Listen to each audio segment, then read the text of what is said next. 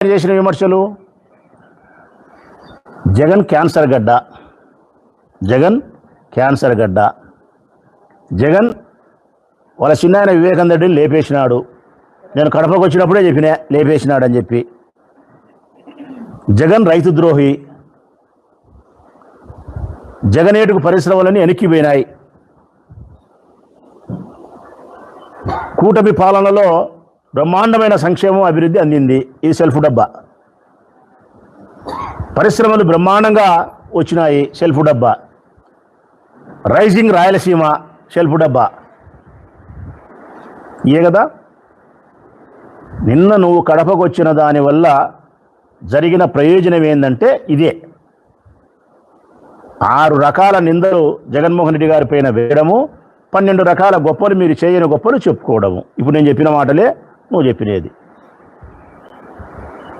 నేను ఇవన్నీ స్పష్టంగా అడిగితే ఒక్కదానికి కూడా నా ప్రశ్నలకు ఇంతవరకు సమాధానం చెప్పరు.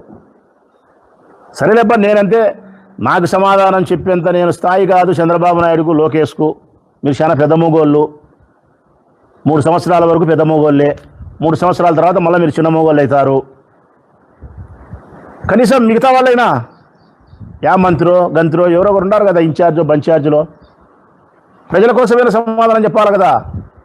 నా కోసం కాకపోయినా కానీ మేము సంధించే ప్రశ్నలు ఏవైతే ఉన్నాయో సమాధానం చెప్పాలా. ఇప్పుడు మీరు మాట్లాడుతున్నారు, క్యాన్సర్ గడ్డ అన్నారు, వ్యవసాయానికి వ్యతిరేకం జగన్ అన్నారు, రైతు ద్రోహి అన్నారు. ఇవన్నీ మేము సమాధానం చెప్తున్నాం. అట్లనే మీరు కూడా చెప్పాల. జగను వివేకానంద రెడ్డిని చంపినాడా? ప్రజలారా, వాళ్ళ చిన్నాయన వివేకానంద రెడ్డిని చంపినారా? అరగదీసి ఆ క్యాసెట్ అది ఏముంటుందో పోతుందో కూడా తెలియదబ్బా. మొన్నటి వరకైతే అవినాష్ రెడ్డి పేరు ఉచ్చరించినారు. మెల్లిమెల్లిగా అవినాష్ రెడ్డి పేరు మర్చిపోయి భారతమ్మ పేరు, జగన్ పేరు చెప్పడం మొదలుపెట్టినారు. సిగ్గుండాలి అరుణంతన్నా. ఈ దేశంలోనే అత్యున్నతమైనటువంటి వ్యవస్థలు సిబిఐ దర్యాప్తు సంస్థ ఒకటి. దర్యాప్తు సంస్థలలో న్యాయస్థానంలో అత్యున్నతమైన న్యాయస్థానం సుప్రీంకోర్టు.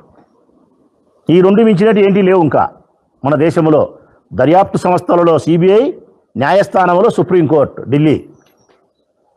ఈ 2 చెప్పినారు.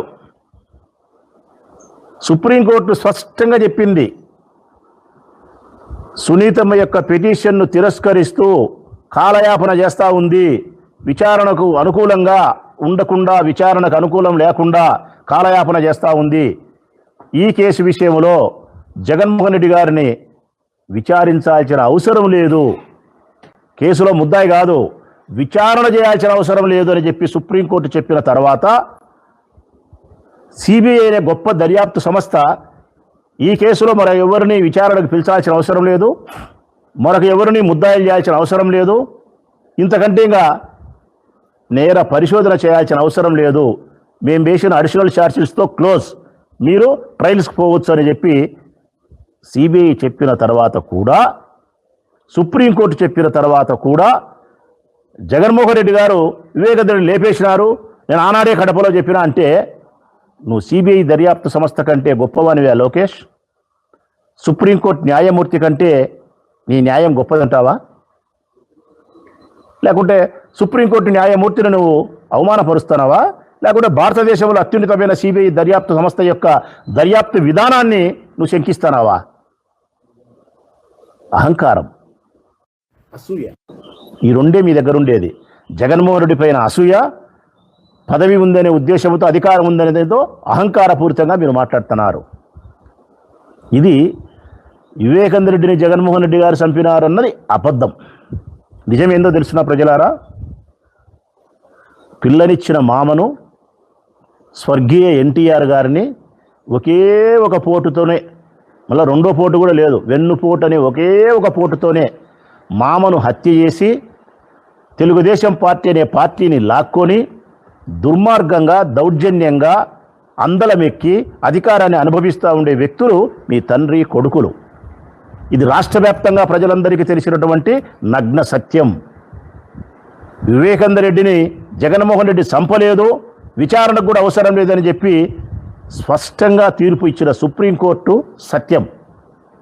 మీ మామను నువ్వు ఒకే ఒక పోటుతో, వెన్నుపోటు అనే ఒకే ఒక పోటుతో చంపి ఆయన రాజకీయ పార్టీని లాక్కున్నావనేది యావత్ ప్రపంచం చెప్తా ఉండే పచ్చి నగ్న సత్యం.